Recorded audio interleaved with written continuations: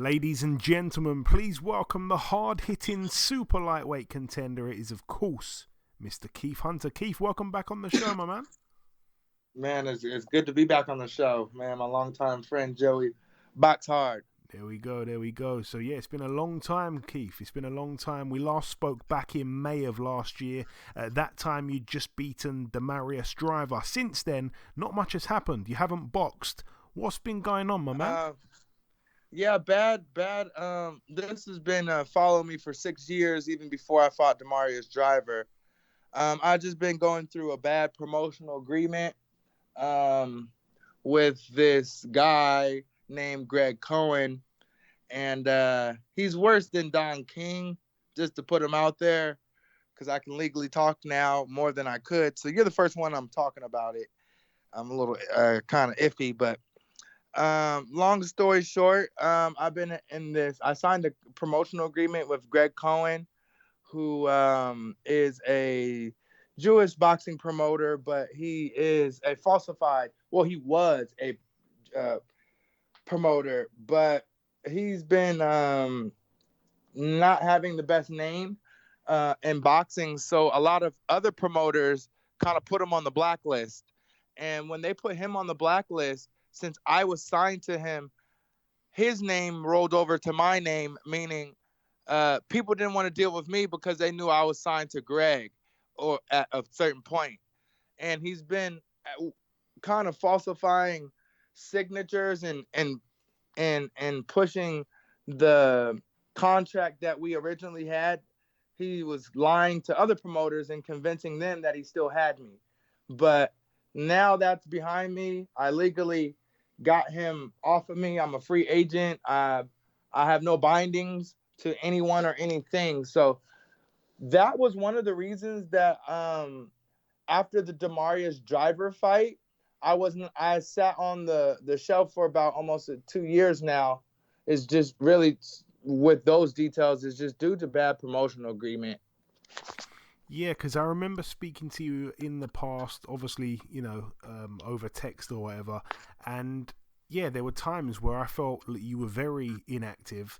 And you mentioned Greg to me in the past, just briefly. We never went into it kind of in deep detail. But you touched on it. You touched on it there, saying about false signatures. Is that really how bad it was? Is there more you can tell us? I didn't know about this. I never knew it was this bad. He can't even be in the ballpark of Don King because of how dirty he is. Falsifying signatures, lying, falsifying complete documents that he's made, and then also falsifying a fight with Gary Coley that I thought I had.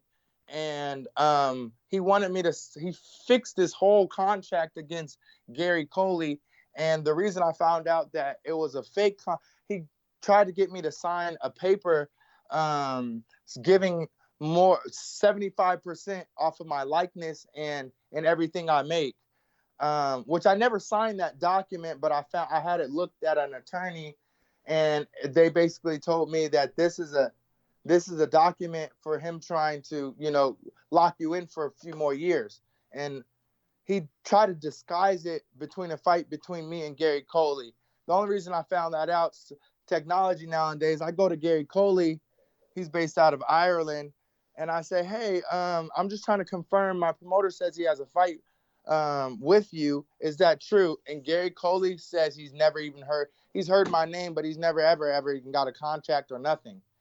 So that gave me enough proof to realize that Greg Cohen had tried to get me to sign papers so he can keep, fucking me, and I didn't, so that it's so much to the story that I can only give you bits and pieces because number one, it'd be kind of a long time. It was 6 years.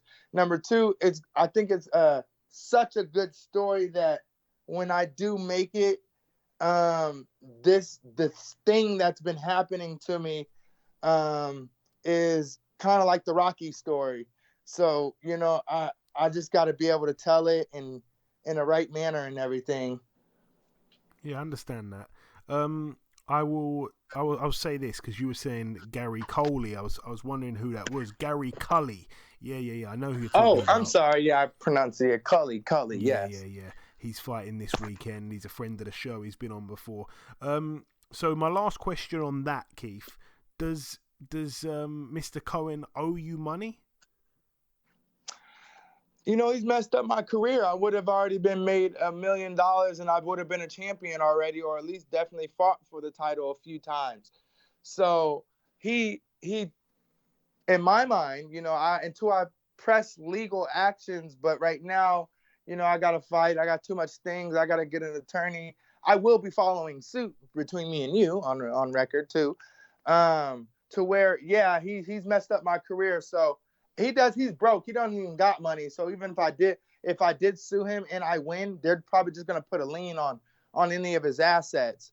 So that's one of the reasons I'm not trying to go for, if I sue him, I'm trying to get like 10, 15 million, but he already has, he's lost, a class act lawsuit to a heavyweight Canadian guy who he had signed. I forget his name.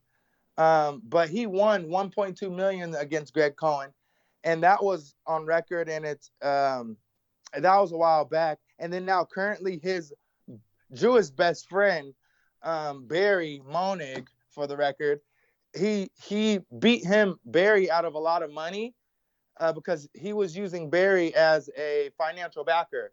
And Barry finally found out through me that Greg Cohen was fucking him of a lot of money, or just having him thinking he was investing in his boxing adventures and that he would give it back. But when it was time for Greg Cohen to give it back, he always lied. So he must have stole, I don't know, a lot of money from Barry. So Barry filed right now. This is happening right now. Barry is suing Greg Cohen currently right now for losses and damages for him. So he's already tied up. He has so much on his plate. He can't even really maneuver with me or any other fighter necessarily at this moment. Right. Okay. Well, yeah. Happy to hear that it's all kind of in the past a little bit, and hopefully you can now focus on the next part of your career, the next chapter. I do just want to touch on, you took part in this Team Combat League stuff, which still kind of blows my mind, the 1-round fights. How was your experience with that, just briefly, before we move on? The politics or the art side, or just everything? Everything. Man, that's a good question. From the art side, I'll start from the art side and then do the politics. The art side, me going in 1 round, I realized 1 round, 3 minutes goes by quick when you're really a 10-round, 12-round fighter. You'll give away 1 round. Like, for instance, if I had to educate other fighters who might be even trying to compete, which I wouldn't say y'all should go in Team Combat League personally, but if you did, since you're only fighting for 3 minutes, I remember I tried to move my head for 60 seconds and I almost lost the round. You don't even have time to move your head. It's really just kind of like a straight up and down. You can box a little bit, but you're really just trying to catch the guy with shot. You don't have that much time. So that kind of made it interesting. I was able to adjust during the ending of the season to where it's like, okay, I can take out certain attributes that I have as a fighter of moving my head and using angles, because if I wanted to win that round at that time, I just had to put more volume of punches instead of being strategic there. You almost don't have no time to be real strategic. It's just whatever you're preloaded with, however you currently fight, you just get out there for 3 minutes and you just show what you got. So that kind of made it a different way of approaching it. From the politics side of Team Combat League, look, you're getting it again. This is the first time you're getting it. I'll air it out a little bit. Team Combat League, they still owe me $2,500. The owner, Ahmed, he overpromised and underdelivered on everything, to where season 2 you will not see or hear Ahmed at all when he was the face of the Team Combat League. There is a lot of, not only me, a lot of fighters, the majority of the fighters on first season, everybody got underpaid. Some people barely got paid. Whoever goes in there now, they're going to not really get paid. Like they don't, they don't have money genuinely to do what they're saying they're doing. Um, Based off of my experiences with them, it wasn't really the best. I wasn't really happy. I felt damn near like a slave worker going in there. I did it really for some money, and then the money wasn't even. It was 2,500 a fight, uh, which is okay for 3 rounds. But then when it took 2 months, 3 months for them to pay, it was really just it didn't look like anything of what it was on the outside looking in or from the inside looking out. If you were actually in the circus show, I felt like I was a worker, a slave, and I didn't even get paid really. And they still owe me $2,500 that they're not gonna pay me. So that the whole league is full of shit. Just to be quite frank with anybody who's ever listening about the league, if you guys get in the league, I promise you, whoever gets in this league will be fucking sorry, because they're gonna fuck you or do something that you're not gonna like. So do it if y'all want to. I ain't trying to stop nobody from doing anything, but that's just my experiences. It was all bad. Damn, man, there's been a lot of negative stuff going on in your career recently. But yeah, let's look to the more positive stuff. Let's get to it. Your next fight's been announced finally. You'll be boxing on December 9th in Florida as part of that Ramirez Espinoza undercard. You'll be boxing the undefeated Rohan Polanco. Keith, what do we know about Polanco? I think he's approximately standing around 5'8" or 5'9". I think his reach is approximately like 68. It's right under 70. I'm standing at 6 foot and at, I think, a 78 reach. So the stature between me and him, there is a nice little gap there. Outside of his stature, how he fights as a fighter, it seems like, unless he's evolved, it seems like he sits back kind of with the Philly shell, the Mayweather defense, and he doesn't mind kind of going second because he feels he's confident in his counterpunching abilities, and that he seems not like a real tough pressure fighter. Not to say he won't put no pressure on you, but he tries to be a little calculated and whatnot. And I also, if he gets desperate, he leaps in with left hooks and overhand rights because he's not the taller, longer guy, or he's going to do that with me most likely. So I got a few things on him. And obviously Polanco was one of those guys that turned pro but then went back and fought in the Olympics as an amateur. He was a decent amateur, to be fair to the guy. As a pro, though, this will be his biggest step up. How confident are you that it will be too big of a step for him? Confidence, man, confidence is a good tool. Confidence helps you, but I don't want to be believed, or I don't want to be too confident. Confidence are emotions which help you. How confident am I?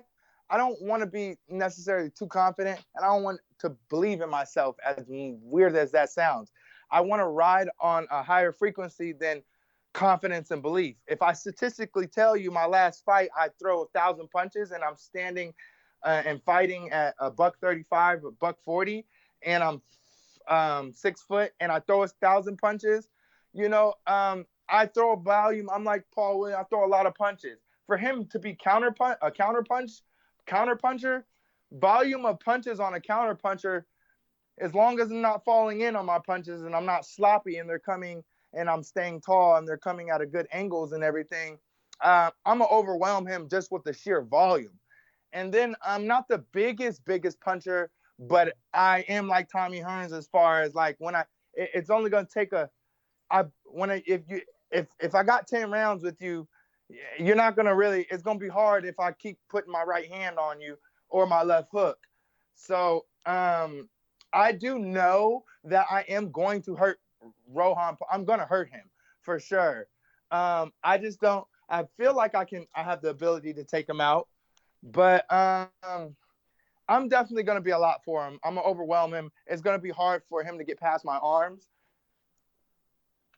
And Keith, Are you in any way concerned about the fact it's been almost 17 months since you were last in a fight scheduled for more than one round, and also the fact that this man has had 4 fights in that time that you've been out? Yeah.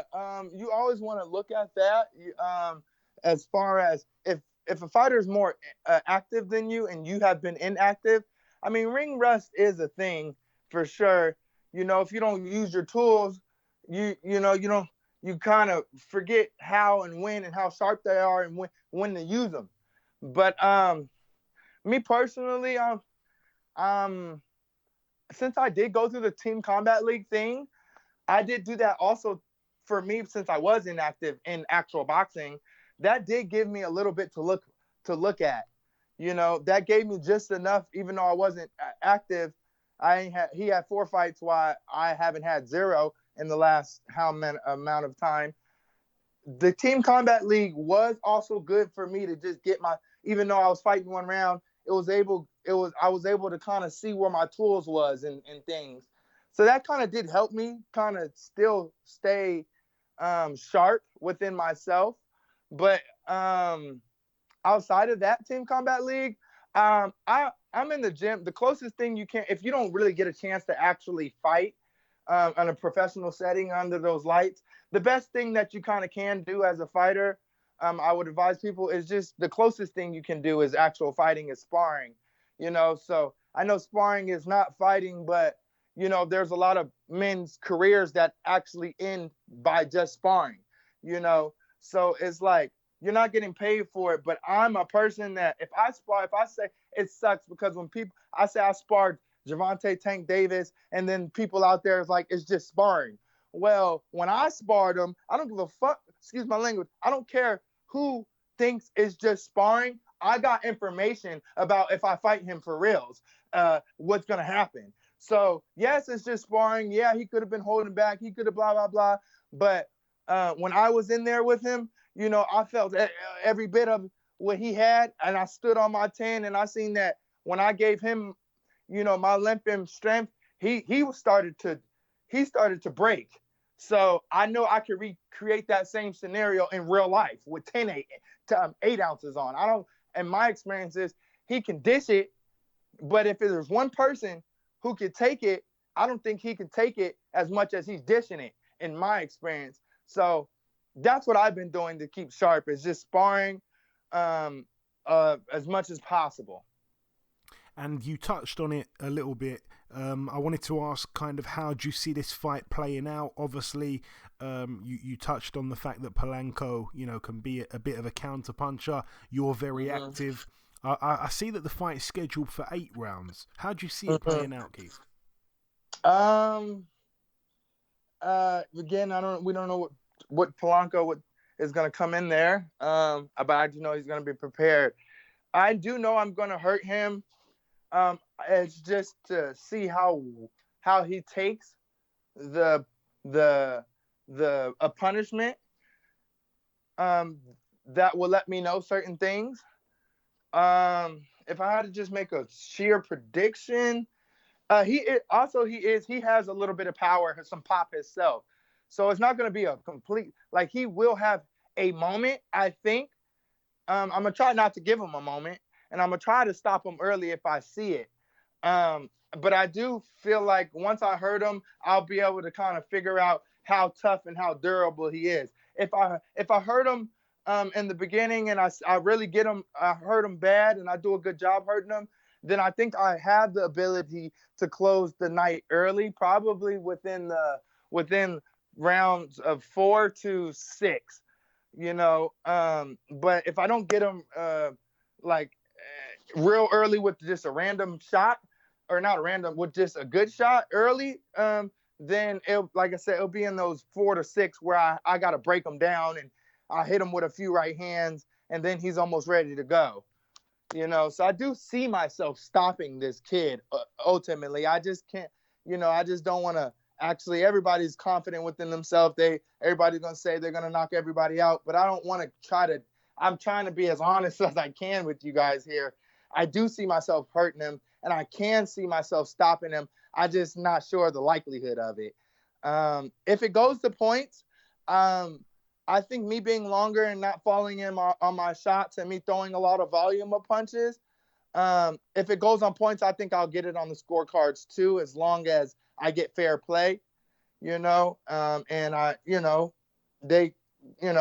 going in as the B side, obviously, but there have been times I went in as the B side and against Mayweather show multiple times, and I just was able to do a good job of convincing the house that it was my night. So I think I can do that, on points, and I have the ability to hurt him. Absolutely, and I wanted to get your views on one or two other fights. The same night as your fight, we're going to see a really good super fight for me between Devin Haney and Regis Prograis. Who have you got in that one, Keith? I don't really like any of them personally. You're hyped up tonight, man. I know. Devin, I actually helped him with his homework when his dad's mom, Renee Haney. Renee Haney's a sweetheart. I look at her like a grandmother, but it was around the time of Devin. Devin, I know him for 6 years before he really even put on gloves, to be honest, But when he was being homeschooled by Renee Haney, I was helping him with his homework and everything. So I actually know Devin Haney and his daddy, Bill Haney, and his daddy's mama, Renee. I know his family. My uncle, and I'm done here with Devin. My uncle, Kevin Henry. Devin Haney is a product of Kevin Henry. The reason I say that is because if Kevin Henry wasn't on this earth, then Devin, you wouldn't know Devin. And the only reason I can say that is because Kevin Henry trained Devin Haney for approximately 120 amateur fights, and I was there to witness all of it. So Devin Haney is a product of my DNA, which for a fact, interesting. But he's good, I ain't gonna lie. I like the kid. I love the kid. It's just his dad, who's a former pimp and a gangster, who think he's extra hot shit. You feel me? Which I'm like, I'm a different type of motherfucker now. I'm grown now, so I speak different. And then Regis, I don't like Regis because I never met him in person or whatnot, but he was inactive, and before he got the title back, he was crying, saying he wanted to fight. He knows what it's like to be inactive, and he said, I wish I can call everybody out, and I wish blah, blah, blah, and I wish I could fight. I'll fight whoever. When he said he's going to fight whoever, I stepped up, and he said he let him, I'm not on his level, but let him get the title, and he'll scream my name. Well, I had his direct number. I had his actual number, and I texted him right before he hopped in the ring before he got the title back, and I said, hey, hold on to your words and call my name out. And then that's what he didn't do when he got the title. So, I got his personal number, and I really want to do harm to Regis Prograis. So I want Regis to lose, not because I like Devin, but Regis ain't shit either, and I can't wait to slap Regis. Personally, I will slap him in real life. Personally, when he loses, I will definitely be the first person to still say, hey, if you need a comeback fight, fuck with me, But who do I think is going to win? I think Devin Haney is going to outbox Regis. Regis does have power. He's banking on trying to hurt and knock out Devin, but Devin is a tough little boy. I've seen him being in the gyms. Bill had made sure to find out where Devin's chin and heart was, but he still is, protected. So he is possibly going to get caught and can get hurt. But I just see Devin. I do see Devin outboxing and taking the power of Regis for sure. Regis is going to lose for sure. And my last two questions, we try and get through these a little bit quicker. This weekend, Demetrius Andrade, David Benavidez. Okay. Interesting. Okay. For a shorter answer, I'm going on Boo Boo on that one. Ooh, I didn't expect that, Keith. I didn't expect that. I know. I know. Well, only because Boo Boo was on the Olympic team with my brother. And David, then David sparred your brother. I sparred David too, actually, and David did spar my brother, correct. So, I Boo think Boo I can only say it. because he's still a wild card. I think I can say it. I think Mike would be cool with me saying it. He said David's the only guy that got the better of him in sparring. He said I need to see him again one day. Well, he got an out of shape Michael Hunter who was chilling, who wasn't even worried about nothing. So, I definitely would want my brother, because I sparred David. He's a lot bigger than me, but I was faster and I was able to, he wasn't able to put the power on me. But not to say that he can't, but, I found out things about myself through him too. I'd get back in there with him. Really, I'm a 30-pounder. So for him to fuck with my big brother, I'm pretty sure if my brother, really took him seriously, that, he gonna put that boy in his place. David Benavidez is cool. I respect him and all that. But when you talk about my brother and Keith Hunter, outside of the confidence, instead of saying it, I can't wait till Michael is able to show it. But Boo Boo, only because of to keep it short, Boo Boo only because I think he is a master at defense, and he's not going to be hit like the other guys. But then Benavidez, I ain't gonna lie, he's so long and strong, and he's good. So, I'm gonna just say Boo Boo, but all right, man. And yeah, I was gonna ask what's going on with Mike, but to be honest, I've spent quite a long time on the phone with Mike this week. Hopefully something soon for him early next year, I think we're hearing. Just finally with you, Keith, any closing words before we let you go to the listeners? It's been a wild interview this time. Sign out with a little message, my man.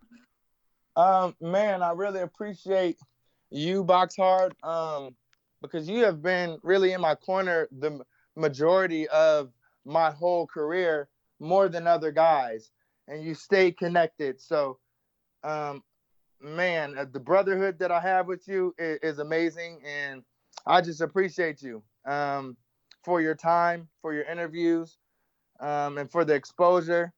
And I appreciate it. It's been a marathon.